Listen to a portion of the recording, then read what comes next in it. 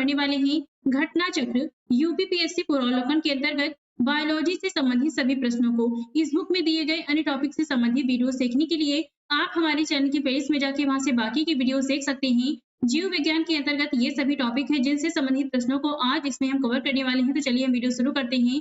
सबसे पहले देखते हैं विज्ञान की उप शाखाओं से संबंधित प्रश्न। पहला है जंतु विज्ञान जूलॉजी अध्ययन करता है जीवित व मृत जानवरों दोनों का। ऑप्शन यहाँ पर सी सही होगा। जंतु विज्ञान के अंतर्गत जीवित एवं मृत जानवरों का विस्तृत अध्ययन किया जाता है। जंतु विज्ञान जीव विज्ञान बायोलॉजी की एक प्रमुख शाखा है जिसके जनक फादर अरस्तु माने जाते हैं। सूची 1 का सूची 2 से मिलान करना है, बताना है यहाँ पे कौन सा ऑप्शन सही है। तो यहाँ पर पक्षी संबंधित है ऑर्निथोलॉजी से, वंशागति संबंधित होगा इसमें, वंशागति संबंधित है इसमें जेनेटिक्स से, और पर्यावरण संबंधित है इकोलॉजी से, और जीवाश्म संबंधित है पैलियोबायोलॉजी से। इस प्रकार से ऑप्शन यहाँ पर सही मिलान होगा, ऑप्शन बी सही होगा। पक्षी संबंधित है ऑर्निथोलॉजी से, वंशागति जेनेटिक्स से, पर्यावरण इकोलॉजी और जीवाश्म पैलियोबायोलॉजी से संबंधित है। निम्नलिखित में से कौन सा विषय जनसंख्या व मानव समुदायों के महत्वपूर्ण आंकड़ों के अध्ययन से संबंधित है। तो ये है जनांकिकी। ऑप्शन यहाँ पर सी सही होगा।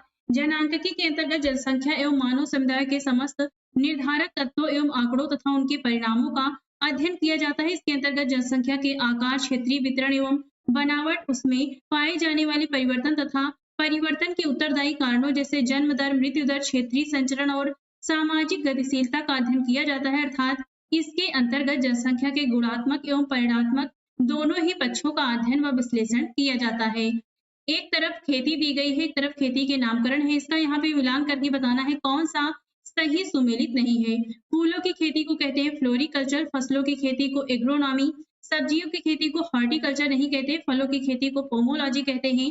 यहाँ पे जो गलत होगा वो ऑप्शन सी सही होगा। इसमें बागवानी हॉर्टिकल्चर कृषि की एक विशेष पद्धति है। इसके तहत फलों की कृषि पोमोलॉजी, सब्जियों की कृषि तथा फूलों की कृषि आती है। प्रश्न में ए एवं डी के तहत फूलों की खेती एवं फलों की खेती के लिए क्रमशः फ्लोरिकल्चर एवं पोमोलॉजी नामकरण किया गया है, जो इसके लिए विशिष्ट शब्दावलियां हैं।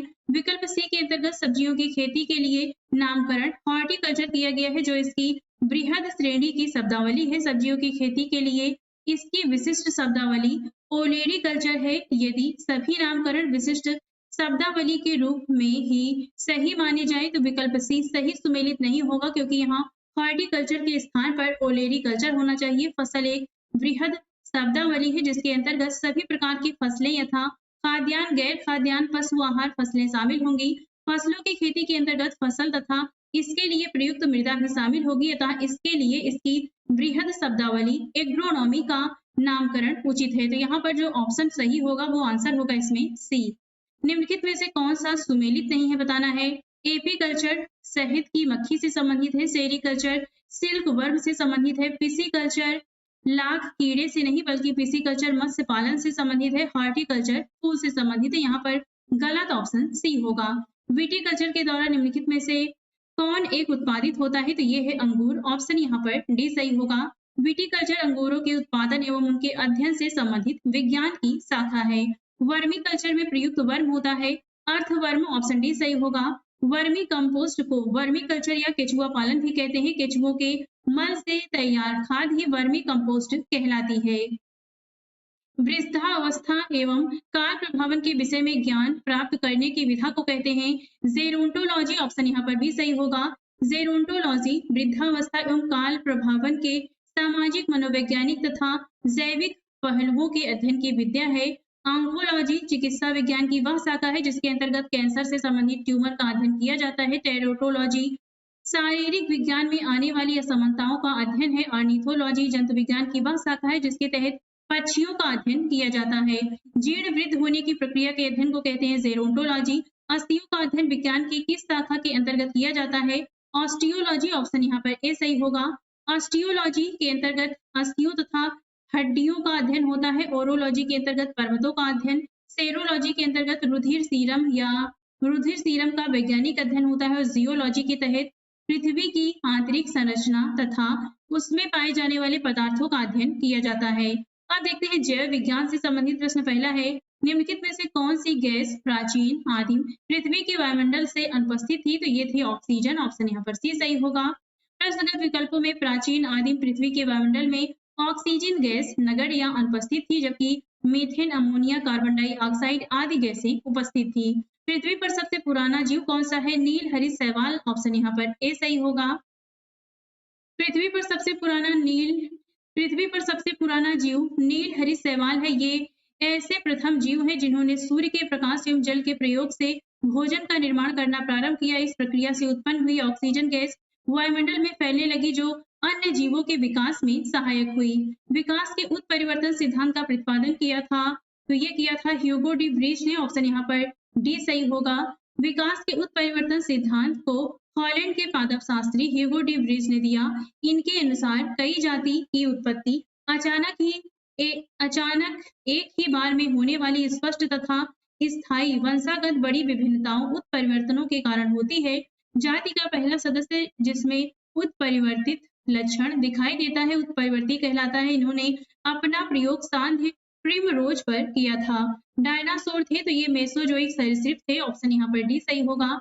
डायनासोर विशालकाय सरीसृप थे जो मध्यजीवी या मेसोजोइक महाकाय में थे। मध्यजीवी महाकल्प को 3 कल्पों ट्रायसिक कल्प, जुरैसिक कल्प तथा क्रिटेशियस कल्प में बांटा गया है। क्रिटेशियस में डायनासोर पुष्पी पादपों स्तनियों का विकास होता रहा, किंतु अंतिम चरण में उत्तरी महाद्वीपों के जुड़ने, गोंडवाना महाद्वीप के पृथक होने तथा पृथ्वी पर उल्का पिंडों के गिरने से डायनासोरों सहित लगभग 76% जातियों की व्यापक विलुप्ति हुई थी। डायनासोर रहे थे मेसोजोइक युग में। अब देखते हैं वर्गीकी से संबंधित प्रश्न। पहला है, सूक्ष्म जीवाणु बैक्टीरिया को देखा जा सकता है कंपाउंड खुर्दबीन द्वारा। ऑप्शन यहाँ पर भी सही होगा। इसमें जीवाणु बैक्टीरिया अति सूक्ष्म एवं साधारण जीव है। इनकी लंबाई सामान्यतः 0.5 से 5 माइक्रोन तक होती है। कुछ जीवाणु 0.5 मिमी या अधिक लंबाई के भी होते हैं। अधिकांश सूक्ष्म जीवाणुओं को कंपाउंड खुर्दबीन द्वारा देखा जा सकता है। कथन करण है, जिसमें कथन है कुछ जीवाणु अपना भोजन संश्लेषित कर सकते हैं क्योंकि इन जीवाणुओं में हरा पदार्थ जो हरित लवक कहलाता है पाया जाता है। तो यहाँ पर ए सही है, परंतु आर गलत है। ऑप्शन यहाँ पर सी सही होगा। पोषण के आधार पर जीवाणु परपोषी तथा स्वपोषित होते हैं। स्वपोषित जीवाणु कार्बन डाइऑक्साइड तथा अकार्बनिक पदार्थों से अपना भोजन स्वयं बना लेते हैं। ये जीवाणु 2 प्रकार के प्रकाश संश्लेषी तथा रसायन संश्लेषी होते हैं। जीवाणुओं में हरित लवक का अभाव होता है। कुछ जीवाणुओं में पर्णहरिम से मिलते जुलते रंग द्रव्य होते हैं, जिससे ये प्रकाश संश्लेषण की क्रिया करते हैं। सूक्ष्म जीवाणु बैक्टीरिया के बारे में कौन सा कथन सत्य है? तो ये जीवित व मृत की सीमा रेखा पर होते हैं। ये वनस्पति व जानवर की सीमा रेखा पर होते हैं। ये फूल देने वाली व फूल न देने वाली वनस्पति की सीमा रेखा पर होते हैं। उपर्युक्त में से कोई नहीं। ऑप्शन यहाँ पर डी सही होगा। जीवाणु बैक्टीरिया सबसे सरल अति सूक्ष्म एक कोशिकीय आद्य जीव है जिन्हें मोनेरा जगत में रखा गया है। जीवाणु हमारे लिए लाभदायक एवं हानिकारक दोनों प्रकार के होते हैं तथा इनका अध्ययन जीवाणु विज्ञान में किया जाता है। निम्न में से कौन एक मछली है? तो ये है समुद्री घोड़ा। ऑप्शन सी सही होगा। समुद्री घोड़ा सी हॉर्स या अश्वमीन हिप्पोकैम्पस कहते हैं इसे, जो कि एक वास्तविक अस्थिल मीन होती है, यानी बोनी फिश होती है। नेक्स्ट है, निम्न प्रजातियों में से कौन सी दांत वाली व्हेलों में विशालतम है? तो ये है स्पर्म व्हेल। ऑप्शन यहाँ पर सी सही होगा। स्पर्म व्हेल विशालतम दांत वाली व्हेल है। पूर्ण वयस्क नर स्पर्म व्हेल 50 से 55 फीट लंबी और 35 से 45 टन वजनी होती है। निम्नलिखित उड़ने वाली जीवों में से कौन सा पक्षी वर्ग में नहीं आता? तो ये है चमगादड़। ऑप्शन ए सही होगा। चमगादड़ आकाश में उड़ने वाला एक स्तनधारी प्राणी है जो पक्षी वर्ग में नहीं आता। ये पूर्ण रूप से निशाचर प्राणी है। यह एकमात्र ऐसा स्तनधारी जीव है जो उड़ सकता है। इसके अग्रबाहु पंख में परिवर्तित हो गए हैं, जो देखने में झिल्ली के समान लगते हैं। त्वचा की यह झिल्ली गर्दन से लेकर हाथ की अंगुलियों तथा शरीर के पार्श्व भाग से होती हुई पूंछ तक चली जाती है एवं पंख का निर्माण करती है। निम्नलिखित में से कौन सा स्तनधारी अंडे देता है? तो ये है एकीडना। ऑप्शन यहाँ पर डी सही होगा। एकीडना तथा प्लेटिपस ऐसे स्तनधारी है जो अंडे देते हैं। ऐसे स्तनधारी जो अंडे देते हैं इन्हें मोनोट्रेमिस कहते हैं। मानव सदृश लघु लघुतम कपि है तो ये है गिबन, ऑप्शन यहाँ पर ए सही होगा। कपि प्राणी जगत में होमिनोइडिया महापरिवार के सदस्य जानवर जातियों को कहा जाता है। इनकी दो मुख्य शाखाएं हैं, हीन कपि यह छोटे लघुतम आकार के कपि होते हैं जैसे गिबन, और दूसरा है महाकपि, यह बड़े आकार के मानवनुमा कपि होते हैं जैसे चिंपैंजी, गोरिल्ला, मनुष्य और ओरंग उटान। नीलगाय निम्नलिखित कुल में आती है तो ये हिरण में आती है, ऑप्शन यहाँ पर डी सही होगा। नीलगाय भारत में पाई जाने वाली विशालतम मृग प्रजाति है। मृग उन जंतुओं को कहा जाता है जिसमें स्थायी सींग होते हैं, अर्थात हिरणों के श्री भागों के समान नीलगाय के सींग हर साल गिरकर नए सिरे से नहीं उगते। निम्नलिखित में से किस जंतु में खुर नहीं पाए जाते तो ये है गीदड़, ऑप्शन यहाँ पर भी सही होगा। इसमें गीदड़ को छोड़कर शेष खुर वाले पशु हैं। गीदड़ कुत्ते के परिवार की एक प्रजाति है। सामान्य गीदड़ों का वैज्ञानिक नाम कैनिस ऑरियस है। गीदड़ों के पैर नाखून युक्त गद्दीदार होते हैं। ऑक्टोपस एक मृदु कवची मोलस्क है, ऑप्शन यहाँ पर डी सही होगा। ऑक्टोपस एक मृदु कवची जंतु है जिसे डेविल फिश के नाम से जानते हैं। यह एक सिफेलोपोड मोलस्क है जिसमें 8 मुखी भुजाएं पाई जाती हैं। इसके सिर में मुख तथा 2 बड़े नेत्र पाए जाते हैं। इसके अलावा इसकी भुजाओं पर 2 पंक्तियों में चूसक पाए जाते हैं। सबसे बड़ा अकशेरुकी है, यह स्क्विड, ऑप्शन बी सही होगा। कोलोसल स्क्विड सबसे बड़ा अकशेरुकी है। यह अधिकतम 12 से 14 मीटर तक लंबा हो सकता है। निम्नलिखित में से कौन सा कीट नहीं है तो यह है मकड़ी, ऑप्शन यहाँ पर भी सही होगा। मकड़ी वर्ग एराइक्निना, एराइक्निडा तथा क्रम एरैनी का एक जंतु है जो कि उदर के पश्च भाग में स्थित ग्रंथियों के स्राव से जाला बनाती है। सभी मकड़ियां परभक्षी होती हैं। अन्य विकल्पों के जंतु कीट वर्ग के अंतर्गत आते हैं। इनमें 3 जोड़ी अर्थात 6 पाद पाए जाते हैं जो कि सभी कीटों का विशिष्ट गुण है। मकड़ी कीट वर्ग के अंतर्गत नहीं आती क्योंकि इसके 8 पद पाए जाते हैं। निम्नलिखित में से किस जीव का रक्त सफेद होता है तो यह है तिल चट्टा, ऑप्शन यहाँ पर भी सही होगा। कॉकरोच के रक्त द्वारा ऑक्सीजन का परिवहन नहीं किया जाता और इसका रंग भी लाल नहीं होता क्योंकि इसमें हीमोग्लोबिन उपस्थित नहीं होता। कॉकरोच के शरीर के प्रत्येक खंड में स्थित ट्यूब की एक प्रणाली के माध्यम से कोशिकाओं तक सीधे ऑक्सीजन पहुंचती है। इसका रक्त रंगहीन या सफेद रंग का होता है। मकड़ियों द्वारा उत्पादित रेशम कहलाता है गोसामर रेशम, ऑप्शन यहाँ पर भी सही होगा। रेशम प्रोटीन निर्मित फाइबर है। मधुमक्खियां, तितली, मकड़ियां इसका उत्पादन करती हैं। मकड़ियों द्वारा उत्पादित रेशम गोसामर रेशम कहा जाता है। रेशम के अन्य प्रकार हैं मलबरी रेशम, टसर रेशम, इरी रेशम, मूंगा रेशम। निम्नलिखित में से कौन कीटों से प्राप्त नहीं होता है तो मोती जो प्राप्त होते हैं ये है रेशम, लाख और शहद। मोती कीटों से प्राप्त नहीं होता। रेशम के कीट से रेशम की प्राप्ति होती है। रेशम का कीट शहतूत के पत्तों पर पनपता है। लाख कैरिया लैक्का एवं लेसिफर लैक्का नामक कीट द्वारा प्राप्त होता है। मधुमक्खियां सामाजिक कीट है जो फूलों के मकरंद इकट्ठा कर शहद का निर्माण करती हैं। मोती वस्तुतः मोलस्का संघ के जीव पिंकटेडा या पर्ल ओयस्टर द्वारा प्राप्त किया जाता है। मच्छरों के बारे में निम्नलिखित कथनों में से विचार करके बताना है कौन सा इसमें से सही है। केवल नर रक्त चूसते हैं, केवल मादा रक्त चूसती हैं, मादा पौधे का रस चूसती हैं। मादा की अपेक्षा नर के डैने बड़े होते हैं, नर की अपेक्षा मादा के डैने बड़े होते हैं। तो यहाँ पर केवल दूसरा और 5वां सही है। नर की अपेक्षा मादा के डैने बड़े होते हैं और केवल मादा ही रक्त चूसती है, तो यहाँ पर ऑप्शन डी सही होगा। केवल मादा मच्छर ही गर्म रुधिर वाले कशेरुकियों, पक्षियों एवं स्तनियों का रुधिर चूसती हैं और बाह्य परजीवी के रूप में होती हैं। नर मच्छर रुधिर नहीं चूसते, ये अपना पोषण फल फूलों के रस से करते हैं। कभी कभी मादाएं भी फल फूलों का रस चूसती हैं। मादा मच्छर के डैने सामान्यतः नर मच्छर से बड़े होते हैं। इस प्रकार विकल्प डी सही होगा। रेगिस्तान में आवास करने वाले जानवर कहलाते हैं मरुदभिद जानवर, ऑप्शन यहाँ पर ए सही होगा। जेरोकोल या मरुदभिद रेगिस्तान में रहने वाले अनुकूल किसी पशु के संदर्भ में प्रयुक्त किया जाने वाला सामान्य शब्द है। निम्नलिखित में से कौन सा जानवर बिना पानी पिए लंबी अवधि तक जीवित रह सकता है तो यह है कंगारू चूहा, ऑप्शन यहाँ पर डी सही होगा। कंगारू चूहा बिना पानी पिए सबसे लंबी अवधि तक जीवित रह सकता है, जिसके कारण यह प्रायः ठोस मूत्र उत्सर्जित करता है, जिसमें उसमें यह अनुकूलता उसके उत्सर्जन तंत्र वृक्क की विशेष संरचना व कार्य प्रणाली के कारण होती है। निम्नलिखित में से कौन सा जानवर ठोस मूत्र उत्सर्जित करता है? कंगारू चूहा। सांप के जहरीले विषदंत होते हैं जो रूपांतरित रूप हैं जंभिका दंत के। ऑप्शन यहाँ पर डी सही होगा।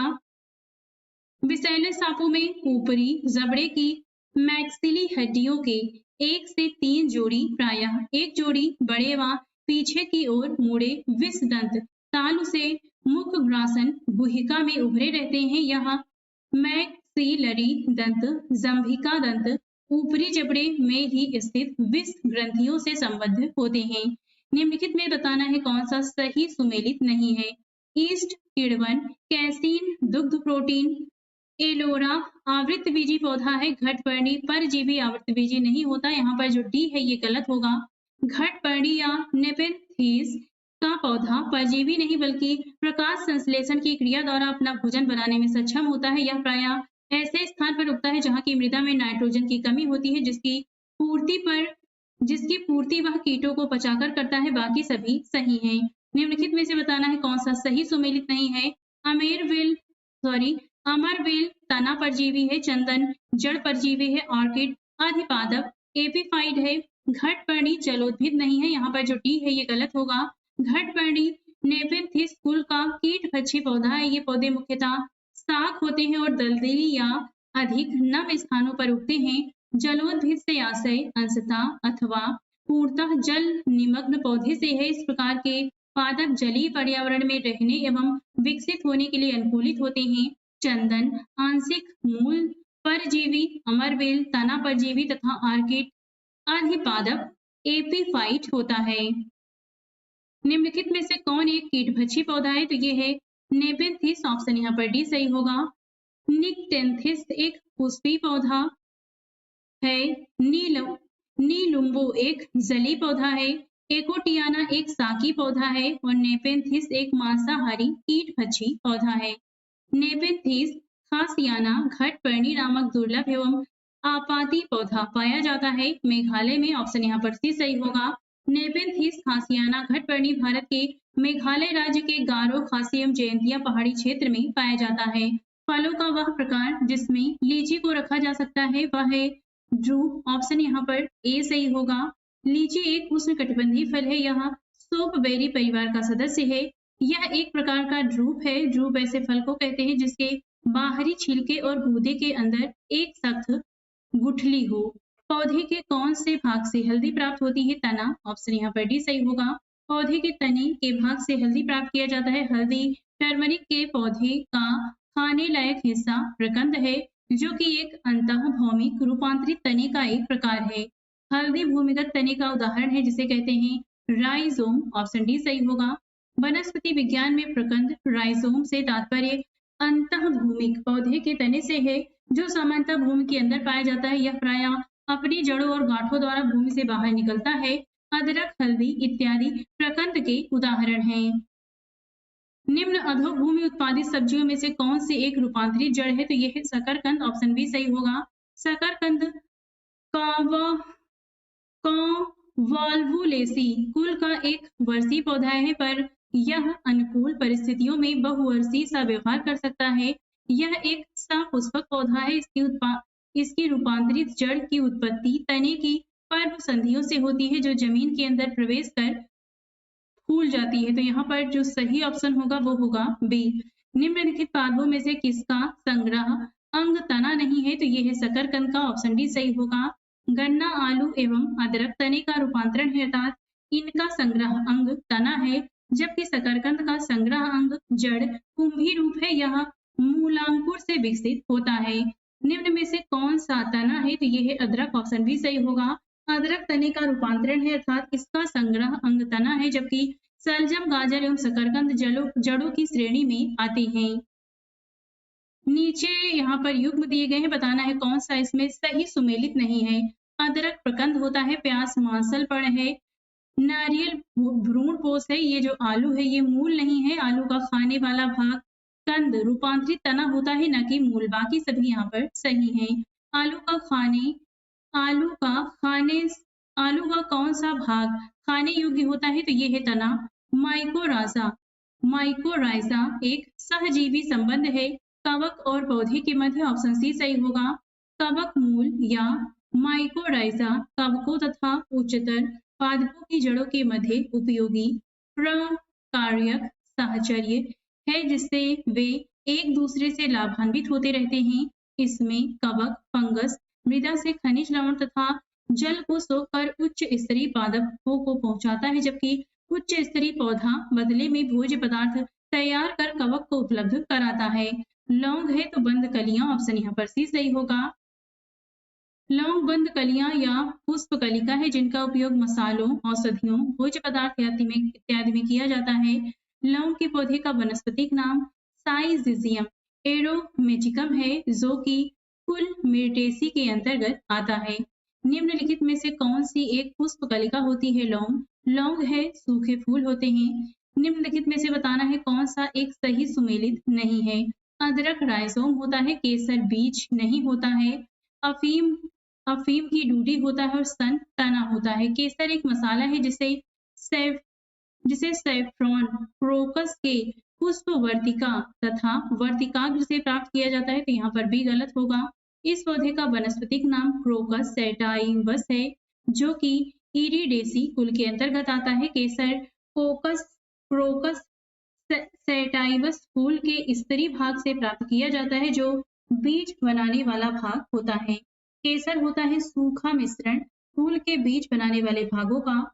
लहसुन की अभिलाक्षणिक गंध का कारण है सल्फर यौगिक। ऑप्शन बी सही होगा। लहसुन की अभिलाक्षणिक गंध का कारण गंधक यौगिक है। इसके अलावा प्याज, सरसों के तेल आदि में भी सल्फर पाया जाता है। प्याजों के छिलके उतारने पर आंसू आते हैं, क्योंकि प्याज निष्कासित करते हैं सल्फेनिक अम्ल। ऑप्शन बी सही होगा। प्याज काटने पर सिंथेस नामक एंजाइम निष्कासित होता है। सिंथेस एंजाइम प्याज में उपस्थित सल्फॉक्साइड एमिनो अम्ल को सल्फेनिक अम्ल में परिवर्तित कर देता है। अस्थायी सल्फेनिक अम्ल अपने को पुनः व्यवस्थित कर सिन प्रोपेनेथियल एस ऑक्साइड का निर्माण करता है, जो आंख में आंसू उत्पन्न करता है। मिर्च की तीक्ष्णता का कारण है कैप्साइसिन की उपस्थिति। ऑप्शन यहाँ पर भी सही होगा। मिर्च की तीक्ष्ण या तीखा स्वाद एक क्रिस्टलीय पदार्थ कैप्साइसिन C88H27NO3 की उपस्थिति के कारण होता है। सहतूत फल है सोरोसिस। ऑप्शन यहाँ पर ए सही होगा। सहतूत का फल सोरोसिस कहलाता है। यह एक प्रकार का बहु या मिश्रित फल है। अनानास तथा कटहल के फल भी सोरोसिस कहलाते हैं। निम्न रेशों में से कौन पौधे के तने का उत्पाद नहीं है? सन, कपास, सन, पटसन और जूट होता है। ये जो कपास है ये नहीं होता। आंसर यहाँ पर डी होगा। सन, पटसन तथा जूट के तनों की रेटिंग से रेशा प्राप्त किया जाता है, जबकि कपास को फलों में स्थित बीज के बीजावरण से लगी रेशों से प्राप्त करते हैं, जो कि दो प्रकार के होते हैं। एक बड़ी जिसे लिंट रेशा तथा दूसरी छोटी जिसे फज रेशा कहते हैं। लिंट रेशे व्यापारिक तौर पर अधिक महत्वपूर्ण होते हैं, जबकि फज रेशे कम महत्वपूर्ण होते हैं। लेग हीमोग्लोबिन पाई जाती है लेग्यूम मूल ग्रंथियों में। ऑप्शन यहाँ पर सी सही होगा। लेग हीमोग्लोबिन लेग्यूमिनोसी या फेबेसी कुल के पौधे से, जैसे अल्फाल्फा, सोयाबीन आदि की मूल ग्रंथियों में पाई जाती है। निम्नलिखित में से कौन सा अनाज मानव निर्मित है? तो ये है ट्रिटिकेल। ऑप्शन सी सही होगा। ट्रिटिकेल मानव निर्मित अनाज या धान्य है, जो कि प्रकृति में नहीं पाया जाता। वैज्ञानिकों ने इस संकर पौधे को प्रयोगशाला में गेहूं ट्रिटिकम तथा राई सिकेल को परस्पर संकरण करा के तैयार किया है। इस संकरण में गेहूं के मादा तथा राई के नर भाग परागकण का उपयोग किया जाता है। इसको मुख्यतः पशुओं के चारे के लिए उगाया जाता है। इससे रोटी अच्छी नहीं बनती है। कथन कारण है, जिसमें कथन है मरुस्थली पौधे के जड़ तंत्र काफी लंबे होते हैं, क्योंकि मृदा का उच्च तापमान जड़ विकास को प्रोत्साहित करता है। यहाँ पर ए सही है, परंतु आर गलत है। ऑप्शन यहाँ पर सी सही होगा। मरसफली पौधे के अंतर्गत कैक्टस, मदार, घीक्वार इत्यादि पौधे आते हैं जो कि शुष्क वातावरण में अपना जीवन चक्र पूर्ण कर लेने की क्षमता रखते हैं। इन पौधों में जड़ तंत्र मृदा से जल की खोज के लिए काफी लंबे हो जाते हैं तथा इनके तने छोटे, रूपांतरित एवं कभी-कभी भूमिगत होते हैं। मरसफली पौधों की जड़ें लंबी होती हैं क्योंकि जड़ें पानी की तलाश में लंबी हो जाती हैं। मरुभूमि के पादप अधिकतर होते हैं। मांसल ऑप्शन बी सही होगा। मरुभूमि में पाए जाने वाले पौधों के कुछ भाग जल को संचित रखने के लिए अधिक मांसल तथा स्थूल होते हैं। जल की अधिकतम मात्रा जिसकी पौधों की आवश्यकता होती है वह उसे अवशोषण निम्न के माध्यम से करते हैं तो जड़ों के माध्यम से। ऑप्शन यहाँ पर डी सही होगा। पौधे अपनी जड़ों के बालों द्वारा भूमि से जल का अवशोषण करते हैं। जड़ों के बाल रूट हेयर्स एक प्रकार की पतली भित्ति वाली एक कोशिकीय संरचनाएं हैं जो जड़ों के बाहरी भाग एपिडर्मिस से निकली होती हैं। हाइड्रोफाइट कहते हैं एक जलीय पौधे को। ऑप्शन बी सही होगा। बहुत अधिक जल वाले स्थान पर पाए जाने वाले पौधे को हाइड्रोफाइट जलोद्भिद कहते हैं। इनमें बड़े-बड़े अंतरा कोसी स्थान होते हैं जिनमें वायु भरी होती है जो कि पौधे के तैरने में सहायक होते हैं। इन पौधों में यांत्रिक ऊतक भी बहुत कम विकसित होते हैं या उनका पूर्ण अभाव होता है। निम्न में से किसका सही सुमेल नहीं है? स्वजीवी उत्पादक, मृतोपजीवी विभंधक, परोपजीवी उपभोक्ता होते हैं और तृणभक्षी ये गौण उपभोक्ता नहीं होते। ऑप्शन यहाँ पर जो डी है ये सही नहीं है। उत्पादक स्वजीवी होते हैं जो अपना भोजन स्वयं बना लेते हैं। उपभोक्ता परोपजीवी होते हैं अर्थात दूसरे जीवों से अपना भोज्य पदार्थ ग्रहण करते हैं। विबंधक मृतोपजीवी होते हैं जो अपना भोज्य पदार्थ मृत जीवों से ग्रहण करते हैं। तृणभक्षी गौण उपभोक्ता न होकर प्राथमिक उपभोक्ता होते हैं जो कि शाकाहारी होते हैं। जमी हुई सील के अंदर मछली जीवित रह सकती है क्योंकि तलों के निकट पानी नहीं जमता है। ऑप्शन यहाँ पर सी सही होगा।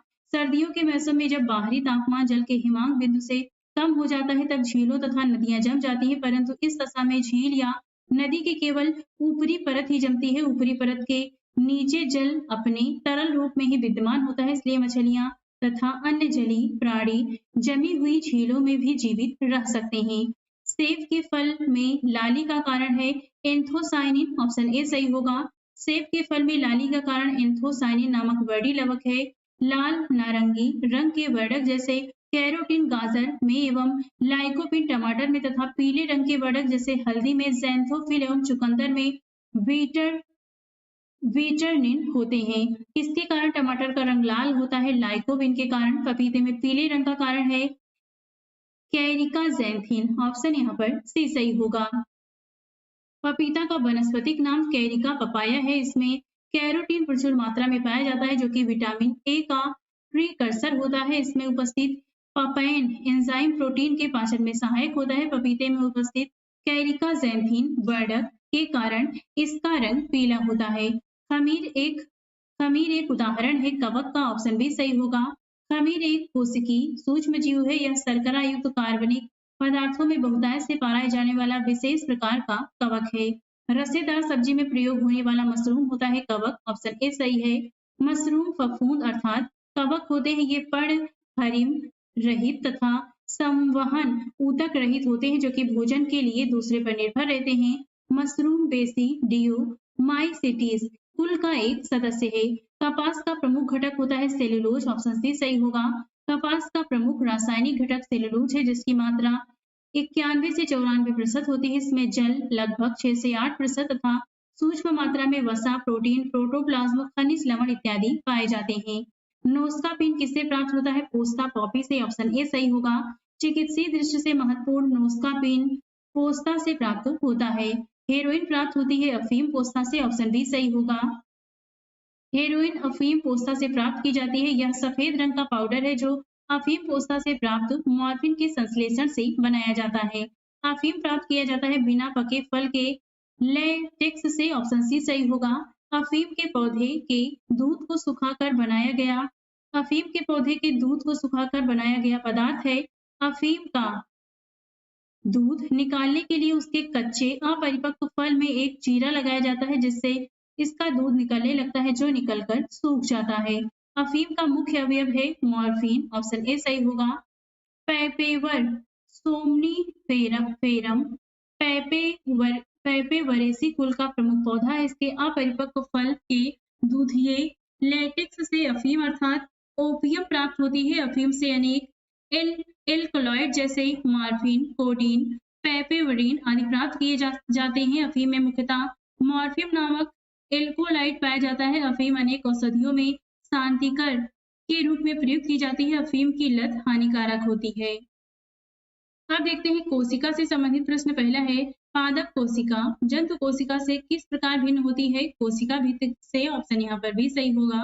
पादप कोशिका जंतु कोशिका से भिन्न होती है क्योंकि इसकी कोशिका में बाह्य आवरण कोशिका भित्ति सेल वॉल कहलाता है, जो कि हरे पौधे में मुख्यतः सेलुलोज से निर्मित होता है। जंतु कोशिका में कोशिका भित्ति का अभाव होता है। इसके अलावा हरे पौधे की कोशिकाओं में हरित लवक पाया जाता है, जबकि जंतु कोशिकाओं में इसका अभाव होता है। निम्न में से किस कोशिकांग को कोशिका का पावर हाउस कहते हैं? माइटोकॉन्ड्रिया को। ऑप्शन यहाँ पर भी सही होगा। माइटोकॉन्ड्रिया जीवाणु एवं नीलहरित शैवाल को छोड़कर शेष सभी सजीव पादप एवं जंतु कोशिकाओं में पाए जाते हैं। श्वसन की क्रिया प्रत्येक जीवित कोशिका के कोशिका द्रव्य एवं माइटोकॉन्ड्रिया में संपन्न होती है। श्वसन संबंधित प्रारंभिक क्रियाएं कोशिका द्रव्य में होती हैं तथा शेष क्रियाएं माइटोकॉन्ड्रिया में होती हैं। चूंकि श्वसन क्रिया के अंतिम चरण में ही अधिकांश ऊर्जा उत्पन्न होती है, इसलिए माइटोकॉन्ड्रिया को कोशिका का श्वसनांग या पावर हाउस कहा जाता है। प्लाज्मा झिल्ली बनी होती है प्रोटीन से और लिपिड से, दोनों से। ऑप्शन यहाँ पर डी सही होगा। प्लाज्मा झिल्ली या कोशिका झिल्ली एक अर्धपारगम्य सजीव झिल्ली है जो प्रत्येक सजीव कोशिका के जीव द्रव्य को घेर कर रखती है। रॉबर्टसन द्वारा प्रस्तुत अवधारणा के अनुसार कोशिका झिल्ली की बाहरी एवं भीतरी परतें प्रोटीन द्वारा तथा मध्य वाली परत का निर्माण लिपिड द्वारा होता है। वर्तमान में कोशिका झिल्ली की संरचना से संबंधित सिंगर एवं निकोलसन 1972 द्वारा